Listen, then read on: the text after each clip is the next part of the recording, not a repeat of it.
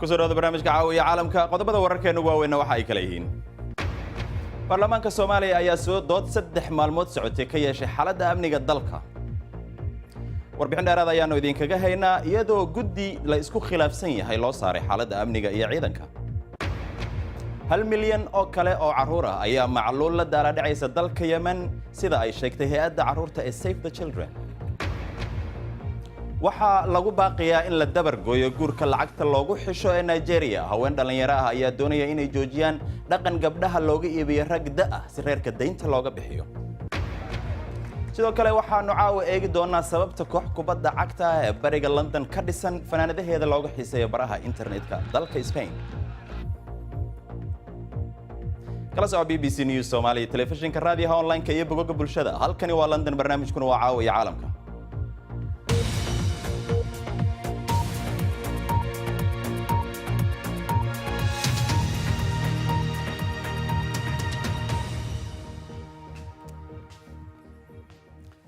habi wanaagsan daawadayaal waa aniga Maxamed Cabdi Xaraare oo idin la socodsiinaya barnaamijka caawa aan ku bilaabe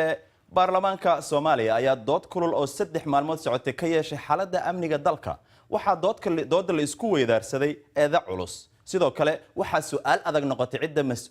mas'uulka ka ah xaaladda amniga dalka Axmed Xaaji Xasan ayaa warbixintan ka soo diray magaalada Muqdisho xaaladda sugidda amniga waa mid ka mid ah caqabadaha adag ee dawladda ay wajahayso doodana waxa ay ka mid ahayd kuwii ugu kululaa ee baarlamaanka Soomaaliya uu ka yeesho wax ka qabashada nabadgelyada eedaha culus ee la soo jeediyay waxa ka mid ahaa in al-shabaab ay si dadban u maamulayso Muqdisho amniga inuu faraha ka sii baxayo iyo in dawladda ay ku mashquushay khilaafka siyaasadeed ee kala dhaxeeya maamul goboleedyada laakiin wuxuu gudoomiyaha ku dhawaaqay in guddiga amniga iyo midka difaaca ay warbixin ka keeni doonaan arrimaha laga dooday waxaan ku wareejinaynaa dhammaan qoraaladii doodii halkan ka baxday labada guddi oo kala ah guddiga amniga iyo guddiga difaaca waxaan u xilsaarnay inay golaha shacabka u soo jeediyaan qodobo la taaban karo oo lagu xoojinayo amniga dalka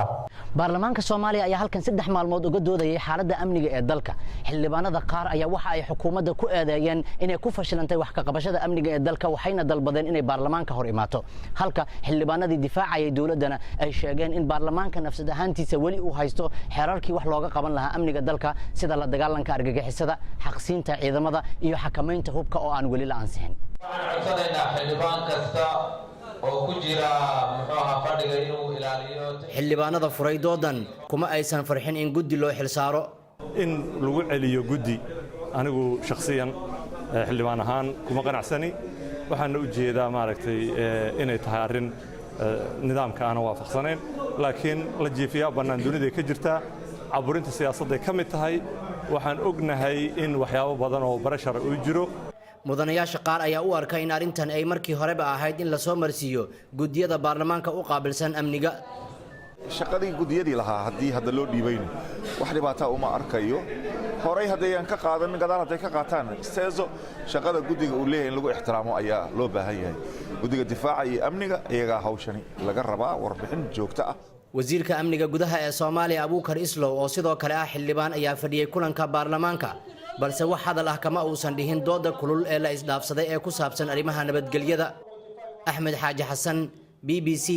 Muqdisho waatahay qaybaha dambe ee barnaamijka ayaanu falanqayn doonaa xaaladda amniga iyo siyaasadda dalka bal markaan haddii aanu eegno wararka kale ee caawa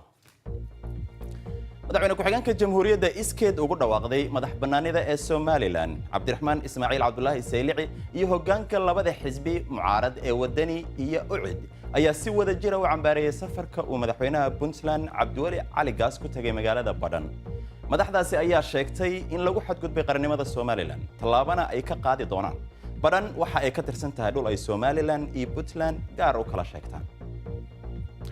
madaxweynaha dowlad goboleedka Hirshabeelle Maxamed Cabdi Waare ayaa ku dhawaaqay inuu heshiis la galay dowladda federaalka Soomaaliya kadib wada hadallo maalmihii la soo dhaafay ka socday magaalada Muqdisho Waare wuxuu ka mid ahaa madaxdii maamul goboleedyada ee ku shiray Kismaayo kuwaas oo sheegay in ay hakinayaan wada shaqaynta dowladda federaalka wuxuu hadda tilmaamay in heshiis la gaaray wixii ay Hirshabeelle tabanaysay. hogaamiyaha Kuuriyada Waqooyi Kim Jong Un ayaa aqbalay in albaabada loo laabo xarun madaafiicda lagu tijaabiyo kadib wadahadallo uu la qaatay dhigiisa koonfurta oo ka dhacay Pyongyang. Kim ayaa heshiis la saxiixday madaxweynaha Kuuriyada Koonfureed Moon Jae-in in la xiro xaruntan oo indhaha caalamka ku foorartay.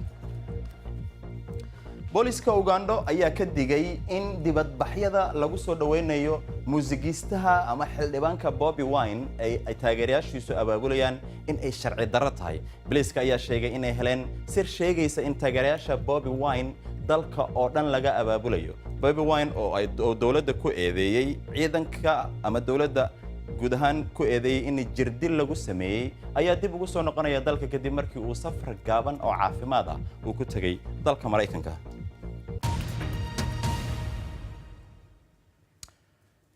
hay-adda Save the Children ee caruurta qaabilsan ayaa ka digaysa in caruur kale oo ilaa 1 milyan gaaraysa ay macluul wajahayaan dalka Yemen. dagaalka iyo qiimaha lacagta dalka oo dhacday ayaa keentay in qoysas badan ay khatar u galaan cunto la'aan. halkani waa magaalada Xudayda. dagaalka ayaa ku soo cusboonaaday waxaanay arrintaas keenaysaa ama soo kordhinaysaa cabsi laga qabo in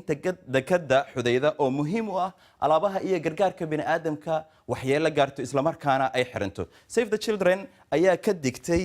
in ay dhici karto ama la carqaladeeyo Xudayda ayay leeyihiin wax ay sababi kartaa macluul aanan horay loo arag. haddii aan eegno Save the Children waxa ay sheegaysaa ama ka digaysaa in tirada caruurta Yemen ee qatarta ku jirto ay korortay. waxay gaartay baa la leeyahay in ka badan 5.2 milyan. sidoo kale qiimaha cuntada ayaa sare u kacday celcelis ahaan 68 milyan sida ay Save the Children ku magacaabaysa tan iyo 2015. waxaa kaloo la sheegayaa in caruurta nafaqa darrada ba'an ee hayso inay 12 laab ku dhow yihiin inay dhintaan ama u dhintaan cudurro laga hortagi karo. Cusmaan Cabdi Xasan ayaa ka waramaya digniin muuqaalo naxdin leh ayaa ku jira warbixintan.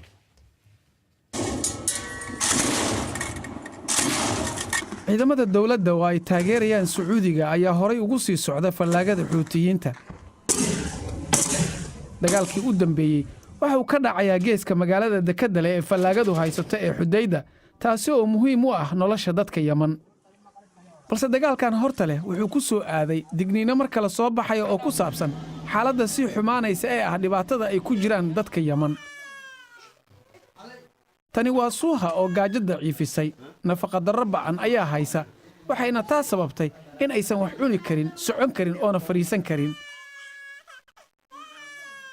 carruurta Yemen waxaa muddo dheer khatar ku ahaa macluul. hay-adaha gargaarka waxay sheegayaan khatarta mid ka mid ah gaajadii ugu xumay taariikhda adduunka inay soo socoto. waxa ay ku dareen malyan dheeri ah 4 milyan ee Yemen ay sheegeen in ay macluul khatar ugu jiraan. Yemen waxaa hadda ka jira dhibaato bini'aadanimo. waxaan aniga qabaa inay aad muhiim u tahay in hogaamiyaasha dunidu fahmaan sida dhibaatooyinkaas u ballaaran yihiin. Sacuudiga iyo isbahaysigiisa ayaa fallaagada Xuutiyiinta ku eedeeyay in ay hub si qarsoodi ah kaga keenaan dalka Iiraan iyagoo Xudayda soo mariya. xayiraad ayay ku soo rogeen dekadda, taas oo keentay in qiimaha cuntada ay sare u kacaan. balse Xuutiyiinta iyo Iiraan way beeniyeen eedahaasi. qaramada midoobay waxay doonaysaa wadaxaajood nabadeed oo cusub kadib markii ay guuldaraysteen wadahadaladii Geneva inay hirgalaan. ergaygooda wuxuu aaday Riyaad toddobaadkan isaga oo doonaya si wax looga qabto xaaladda bani'aadanimo. buraha cagaaran ee gobolka koonfurta Nigeria waxaa dhaqanka in gabdhaha yaryar lagu qasbo adoonsiga casriga. guurka ayaa lacag ahaan loo adeegsadaa. badanaa waxaa laga iibiyaa rag da'weyn ah si ay u gudaan deynta qoyskooda. gabdhaha waa hantida ragga kuwaas oo siday doonaan ka yeeli kara. dhaqankaasi waa sharci darro balse wuxuu u muuqdaa mid wali jira. ninka wuxuu ii sheegay inuu ila seexan doono aniga. waxaan ku idhi maya, ma ila seexan kartid sababtoo ah isku fac ma nihin. xitaa carruurtaada ayaa aniga iga weyn. Dorothy waxa loo guuriyey nin awow u noqon kara. carruur unbay ahayd. waxa lacag ku beddeshay hooyadeed iyo adeerkeed.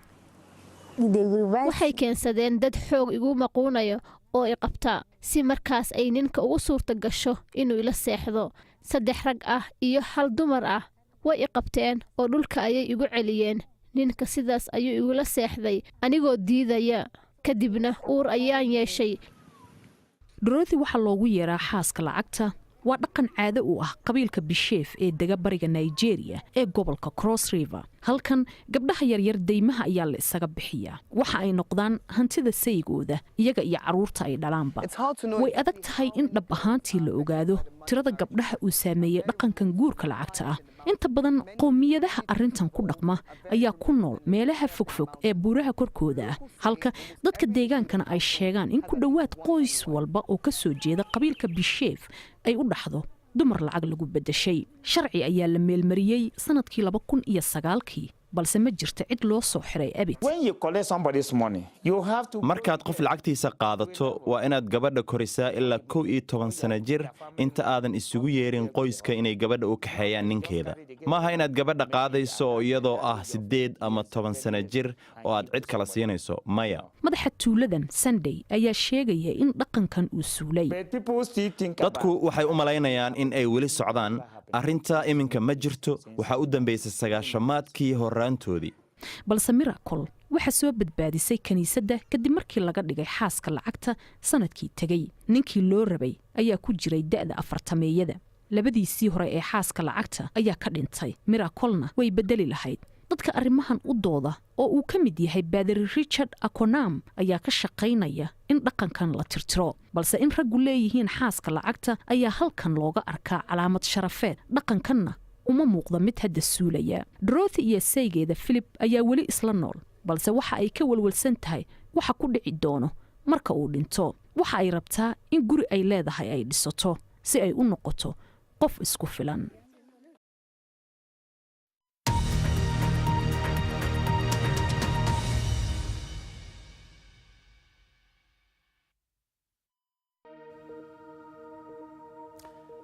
wanaagsan weli waxaad daawanaysaan caawiya caalamka waaniga waa maxamed cabdi xaraare balan idin xasuusiyo qodobada caawa wararkeena ugu waaweyn. baarlamaanka Soomaaliya ayaa dood 3 maalmood socotay ka yeeshay xaaladda amniga dalka. sidoo kale waxaanu caawa eegi doonaa sababta koox kubadda cagta ah oo bariga London ka dhisan fanaanadaheeda looga xiiseeyo baraha internetka ee dalka Spain. sida aad warbixinta ku daawateen barnaamijka qaybtii hore weli waxa ka jira dalka Soomaaliya khilaaf iyo isqabqabsi siyaasadeed oo xoogan iyo waliba jahawareer. haddaba si aanu arrimaha iyo xaaladda dalka wax uga ogaano waxa caawa barnaamijka marti inoogu ah Cabdiraxmaan Cabdishakuur oo madax ka ah xisbiga Wadajir. Cabdiraxmaan ku soo dhawow BBC Somali TV. waan dhawahay maasanta xaraare. markuu ugu horeyso waxaan jeclaan lahaa inaan ku weydiiyo qarsoodi ma aha in inta aad wareegaysay wadamada kala duwan ee qurbaha inaad dhaliilo badan dawladda u soo jeedinaysay. waxa ugu dambeeyay dhaliishaadii ama eedeymahaagii shalay inaad tiri in dawladdu ay si khaldan u maareysay maamul goboleedyada iyada xiriirka kala dhaxeeyo. maanta waxaa heshiis gaaray Hirshabeelle iyo dawladda federaalka Soomaaliya. arrintaa ma u aragtaa tilaabo hore loo qaaday? runtii aniga dhaliishayda hadda ma bilaaban xaraare. dhowr bilood ka hor ay bilaabatay. waxaana shaki weyn ka qabay halka loo wado dalka dawladda ay u wado, hadday tahay xiriirka ay leedahay gobolada, hadday tahay xaaladda amniga, hadday tahay isku haynta dalka, hadday tahay heshiisyada maaragtay la xiriira doorashooyinka iyo dastuurka dib u eegistiisa. waxaan ku faraxsanahay in golayaashii sharciga ahaa ee baarlamaanka iyo aqalkii sare iyo maamul goboleedyadii oo dadkii siyaasadda Soomaaliya ka go'do dhan ah hadda in lagu soo wada baraarugay wixii aan ka digayay muddooyin dhan oo la hado warxaq meesha loo socdo beel degan maaha, meel sax ma aha. haday su'aasha ay weydiisaa u soo noqdo runtii waxaan u arkaa dawladda weli waxay isticmaalaysaa xeelad xal uma jeeda meeshaas inuu ka soo muuqday. xeeladaasna waa la yaqaanaa siyaasadda ama wax lagu yaqaano kala qayb iyo xukun waaye. golaha iskaashiga dowlad goboleedyada murtiyadu jiray soo saareen si wada jiray u hadleen. dabcan ayaga naftooda maanta heshiiska ay la galeen waare way ka jawaabeen dowlad goboleedyada manihi afayeenkooda runtii aniga, laakiin waxaan u jeedaa dawladda inaysan abaaraynin xalka ay xeeladaysanayso. xeeladaysiina u malaymaya in Soomaaliya hadda mushkiladeeda lagu xalli karo inay xalka wajahdaa fiican. waxyaalaha isku hayaan ayagii dowlad goboleedyada waa arrimo qaran ee u yaala masiirka dadka Soomaaliyeed. in lagu hadla taasaa muhiima laakiin in lagu dhaqaaqo waa kala qaybinaya oo mid baan xag usoo jiidaya oo mid baan luuq ku leexsanaya u maleema inay xigmad weyn ay ku jirto aniga lama Cabdiraxmaan sida iyo muuqato ama codkaaga ka dhadhansan karo wax walba la sameeyo inaadan u arkayn horumar ama tilaabo la gaar maalmaha dhan waxaa ku jirta ololo dalalka qaarkoodna waa lagu diiday sida dalka Kenya kale in ololahaaga aad sii wadato arintaadu ma mucaaradnimo iska cadba ma mid shakhsiyadeedba ma sidaadaba musharax baa tahay 2020 2020 soo socda horta mucaaradnimada London baad joogtay qarad in loo fahmo maaha mucaaradnimada waa mas'uuliyad sida dadka xilka hayo kale ayay mas'uuliyad u tahay mas'uuliyadeedana waa mid in la saxo halkay u socoto dadka talada haya halkay u socdaan iyo dawladda halkay u socoto in la saxo marka waxaan rabaa inaan ogaato adiga iyo dhageystayaashaba inaan mas'uuliyad qaran aan hayo taasoo ah inaan u taagnaado sixitaanka dawladda iyo qaladaadkeeda waa mas'uuliyad qaran oo dadka Soomaaliyeed aan ku matalo cid aan martigo ahayna ma jirto waxaan ku faraxsan oo ku celinaya hadeertaan oo muuqata hadeertaan oo soo baxday waxyaalihii aan ka digayay hadda inay wada yimaadeen waxaan ognahay warkaaga ku jirtay in warbixintii 3 maalin doodii ka socotay baarlamaanka xaaladda amniga ay loo jeedo xaaladii amniga ahayd ee waaqic ahayd laakiin waxa ka sii naxdin badan in golihii amniga qaranka Soomaaliya dhanba oo sashirsaneyn madaxweynaha inta ku baaqay aan la shiri karin aysan isku imaan karin walaal wadanka wuxuu ku jira xaalad kale istaag ku jira wax la yiraahdo stagnation ku jira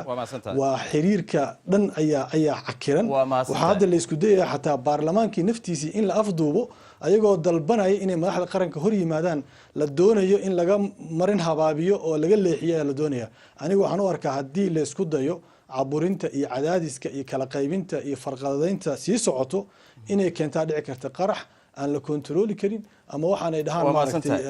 maaragtay intaas oo dhan waxba cadeyma uma hayno waxa mar dhow sheegtay inaad tahay mas'uul waxaan arinta u gartay in aad mas'uul ka tahay ama hogaamiye ka tahay xisbi mucaarada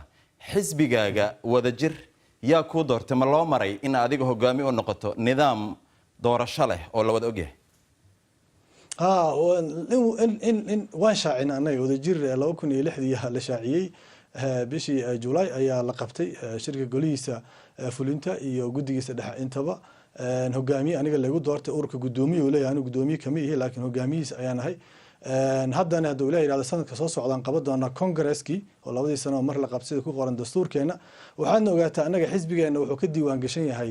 gudiga madaxa bannaan ee doorashooyinka dhammaan shuruudihii loogu talagalo kuwa ay sheegaysana waan buuxinay haddaan buuxi lahayna ma wana la register gareeyaan oo nalama diiwaan geliyeen taas muhiimadu marka maaha taas muhiimadu waxa waa dalka waxa u yaala in laga wada hadlo ayaa muhiim ah Cabdiraxmaan waa gartay xafladaha qurbaha marka laga soo tago meeqa gobol oo dalka xisbiga ka dhisan yahay oo xafiisay ku leeyihiin annaga xisbigeena taageerayaal hadda registeraysan oo online ku register garaysan uu leeyahay laakiin shuruudaha xisbiga qasbayaba inaan deegaanada geyno Soomaaliyeed waana geynina hadda Ilaahay yiraahdo laakiin hadda qaabkan ku socono wuxuu yahay maadaama tiknoolajiyada casri ay jirto inaan taageerayaasha gobolada Soomaaliya oo dhan inta de hadda dawladnimada Soomaaliya ogol marka laga reebo Soomaaliland hadda aan ogoleen dawladnimada Soomaaliya oo ka madax banaani sheegato ka madax banaan inta kale annaga waxaan leenahay xubno ku register garaysan qaab online ah ama sida afka Soomaaliga aad iga saaciid doona BBC-da ka shaqeeya laakiin online kaasaan ku wadnaa waan u bedeli doonaa waaqic inay xarumaha ka furnaadaan waana tal iska rababa xisbi kasta oo doorashada ka qayb galayo 2020 inuu yeesho waa shuruud la iska rabo waan u soconaa taas qorshaheena kamid tahay marka hore imaadan cadeyn inaad doorashada ka qayb galayso laakiin hadda waa gartay inaad doorashada ka qayb galayso mar dhaweyd sanadka la soo dhaafay dhamaadkiisa Cabdiraxmaan waxa lagu xiray magaalada Muqdisho xarigaaga markii lagu soo daayana waxa tiri hadal xanaf qabiil lahaa ma sidaas ayaa doonaysaa inaad dalka Soomaaliyeed ku hogaamiso walaal hada xanaf khaliif la anigu maan dhihin dacaayada laga sameeyo laga bana aan ku sheego waxa tiri aan ku sheego iga raal noqo waxa tiri waan ku sheegay iga raal noqo waxa tiri guul waxa guul abaad tiri anigoo marti la ii yahay sharciga in aan u hogaansanaado dadka martida ahaan inay sharciga ka hor imaanayaan hadalka ma inkaraysaa dadka Soomaaliyeed u taala aniga meeshan ka hadlayna waa la joogay fagaaro la joogayna ahayd anigu waxaan aaminsanahay meel Soomaali marti ku kala tahay inaysan jirin magaalo kala marti ugu yahay inaysan jirin aaminsanahay waxaan u taaganahay xisbiga u taagan yahay taas waa laakiin su'aasha kale ay weydiiso ah inaan kaaga jawaab waayo ma aha anigu doorasho ma u taaganahay ma u taagni taas waxay u taalaa guddiga fulinta golaha xisbiga wadajir u taalaa mid aniga go'aansanaya ma aha waxaan kugu celinayaa mar kale adkeynaya dacaayada la faafinayo inay sax ahayn anigu nin aaminsan aan yahay Soomaalidu inay isku deegaan tahay isku dad tahay isku diin tahay isku dal tahay deegaan lagu kala xigaana uusan jirin qof deegaan ka xirtaana inaysan jirin ayaan aaminsanahay laakiin anigu weli waxaan aaminsanahay in dad lagu eedeynayo inay yihiin dad ayagu dagaalyahaniin ah inaysan dagaalamaynin ay doonayaan inay cadaalad iyo sharci iyo discibliin siyaasadeed iyo nidaam dimuqraadi iyo maxkamad ay ku aarsadaan ay ku doontaan maaragtay aniga messagekeyga ahaa waxaan rajaynayaa messagekaaga inay Soomaalidu maqlaan ay kii hore saxaan aad iyo aad ayaad u mahadsantahay haddii aan eego wararka ciyaaraha ee caawana weeraryahanka Manchester City ee Sergio Aguero ayaa la filayaa inuu safto ciyaarta horyaalada Yurub ee kooxdooda ay la yeelan doonto caawa Lyon tababarada ayuu ku soo noqday kadib markii uu suxulka ka dhaawacmay dhanka kalena Manchester United ayaa sheegtay in aan kabtankooda Antonio Valencia safan doonin ciyaartooda ay la yeelanayaan kooxda Switzerland Young Boys gabadha reer Japan ee Naomi Osaka ayaa ka badisay ciyaartooyda reer Slovakia Dominika Kublovka ciyaaraha tenniska ee Tokyo la yiraahdo Pan Pacific Open waxa ay ku garaacday 6.1 waa ciyaarteedii ugu horeysay tan iyo markii ay qaaday koobka US Open waxaanay hore uga badisay Sierra Williams bishan bilowgeedii waa maxay sababta koox kubadeed oo ka dhisan bariga magaalada London qaybna aan ka ahayn horyaalada kubadda cagta ay uga soo shaacbixeen dalka Spain jawaabta waxaad ka dheehan kartaa xiisad dhacday 8-damaadkii waxa inoo soo koobaya Cabdiraxmaan Caawil Ismaaciil ciyaaryahanada kooxda jaaliyada Clapton waxa ay u diyaar garoobayaan inay bilaabaan kooxda kale ayay marti u yihiin markaasi waxa ay xiran yihiin dareyskoodii labaad ee liidka dhabarka ku lahaa laakiin labiskani ma aha mid caadi ah waa calaamada guuto u dagaalantay ciidamada Franco dagaalkii sokeeye ee Spain kooxdu sawirkan ayay dhigeen internetka ciyaar ay lahaayeen ka hor isla markiibana waa ay soo shaacbixeen heer ayay xataa gaadheen inay joojiyaan iibka labiskan kadib markii laga dalbaday 5,000 oo dareys tiro ka badan maxaad samayn lahayd subaxii ayaad toostay waxaad aragtay iyadoo labiska la dalbanayo caalamkao dhan ayaad caan ka noqotay warbaahinta oo dhan ayaa sida BBC-da doonaysa inay ogaadaan sheekadayda markaas dabcan waan ka helay qiyaasaha qaarkood ilaa 40,000 oo qof ayaa kala qayb galay dagaalkaas guutada caalamiga ah qaar badnina waa ay ku dhinteen dagaal markii dambe laga guulaystay kooxdu waxa ay sheegtay inay doonayaan inay ku soo caan baxaan adeegyada bulshada ee wanaagsan caalamka ayaa laga taageeraa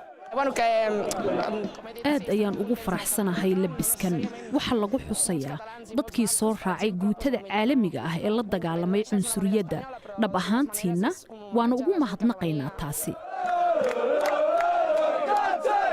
calaamada ku taala garamada xaggooda dambe waa no basaran oo macnaheedu yahay yuu kula dhaafin waa calaamad lagaga soo horjeeda cunsuriyiinta taasi waa run laakiin maadaama oo ay ciyaartan kooxda Clapton ku badisay 2-1 waxa ay cadeeyeen in ay la dhaafi karaan oo ay gool waliba dhalin karaan Cabdixaafid Caawil Ismaaciil ayuu ahaa mar walba waxaad nagala socon kartaan BBC Somali Facebook fadlan raadi BBC News Somali halkaasi oo aad ka heli doonto muuqaallo falanqeyn dheeraada iyo wararka waaweyn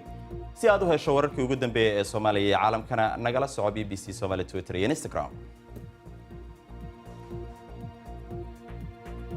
inta ayaan kusoo gabagabeynayaa barnaamijka caawiya caalamka waad ku mahadsantihiin daawashadiina intaan mar kale dib u kulmi doonno waxaan idinkaga tegaynaa sidaas iyo